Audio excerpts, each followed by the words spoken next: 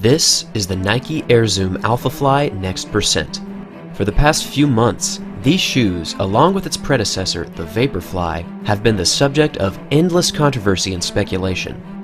With its revolutionary new carbon fiber inserts, a super thick sole, and novel propulsion AirPods, this one shoe has made a worldwide impact in a very dramatic way. Back in October of 2019, Eliud Kipchoge became the first person to break the 2-hour barrier in the marathon. This time was a towering performance in the athletics world, as Kipchoge averaged under 4 minutes and 34 seconds per mile for 26 full miles. Running through the streets of Vienna, Austria, Kipchoge's time was simply unparalleled. And guess what shoes he had for this performance? You guessed it, the Nike Alphafly. At the time, these shoes carried a full 3 carbon fiber inserts, creating a very powerful and effective propulsion system that greatly enhanced his running efficiency. This was the first time anyone had ever seen this breakthrough design, and Nike clearly chose the perfect athlete on the perfect day for this reveal. After Kipchoge broke the 2-hour barrier, the shoe debate exploded. For the previous 2 years, the debate surrounded only the Nike Vaporflies, which were of course the dominant standard for marathon racing around the world. But then, the Nike Alphafly took over. From the Wall Street Journal to the Business Insider, everyone was talking about this one shoe. Article after article continued to be released from countless publications, either defending the shoe or objecting with its design.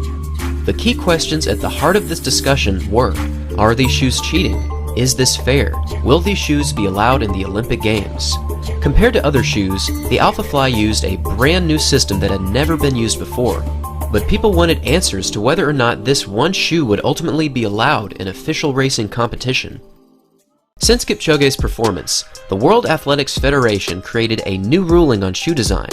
On January 31st, they provided new regulations saying that any shoe must contain no more than 1 rigid plate, and it must have a sole with a maximum thickness of no more than 40 millimeters.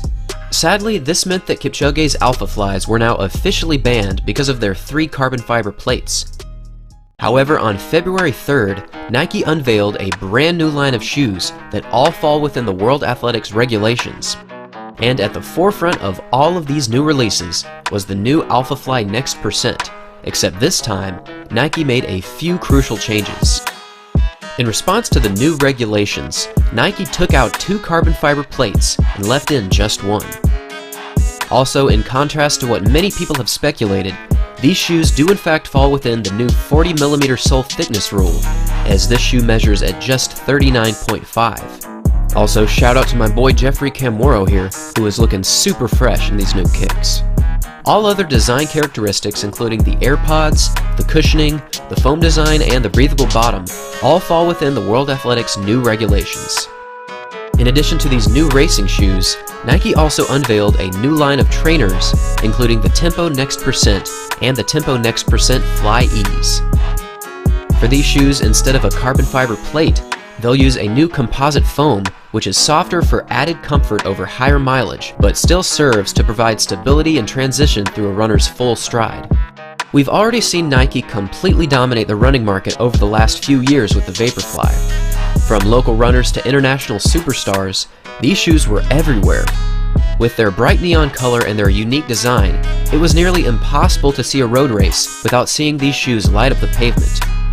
Moving forward, it's very possible that this could once again happen, except this time, these new green and black shoes could be the centerpiece of marathons throughout the world. According to the Nike website, these shoes will be available to the public during the summer of 2020. However, there is one specific ruling by the World Athletics Federation that complicates this issue.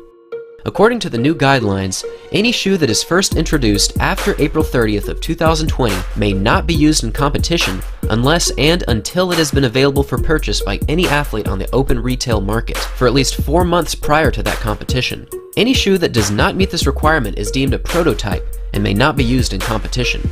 In short, if these shoes are not available for purchase by April 30th, they will not be available for the Olympic Games.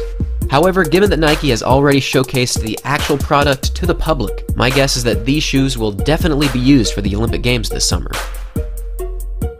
Another complication with this April 30th deadline involves athletes who will not be wearing this new Nike product.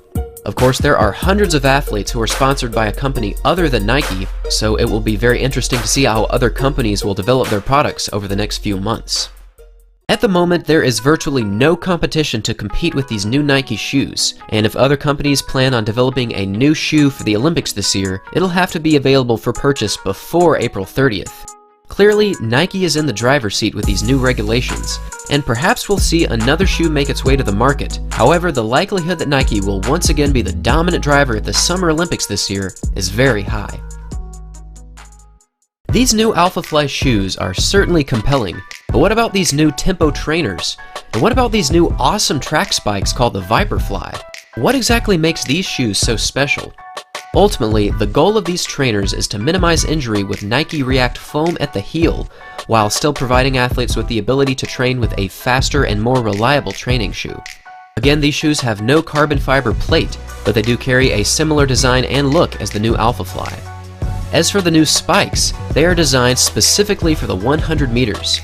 Nike says that these new spikes are produced by a new process called custom fiber placement, which allows for varying flexibility within the plate and an unmistakable 4-foot Nike Air Zoom unit. It follows deep study of the strategy and performance of the race, and focuses attention on what athletes need most in the final 20 meters of the sprint.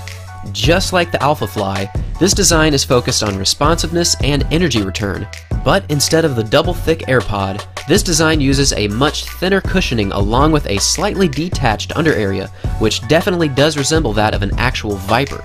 You really gotta give it to Nike on this one. They absolutely nailed the name of this shoe. Awesome names aside, the question is, will this shoe actually enhance a sprinter's needs in the 100-meter dash? And if so, what will the future of sprinting look like? Lastly, I wanted to touch on the new regulations regarding these new shoes. Ultimately, I think it's great that there is now a standard that can be applied to all running companies throughout the world. However, I do wish that other companies had more time to create a new shoe, as April 30th is quite close. In my personal opinion, I do believe these new regulations are fair, at least for now.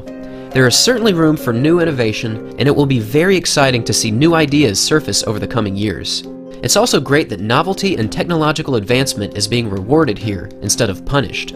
Running seldom entices such high levels of publicity, especially when compared to football or even baseball. And most of this new publicity is because of these shoes. So I must admit, I think it's great that there are such high levels of momentum and awareness for this tremendous endurance sport. Now I want to pass this question off to you guys. What do you think of these new shoes, and what do you think of these new regulations? Thank you all very much for watching, and I'll see you all again very soon.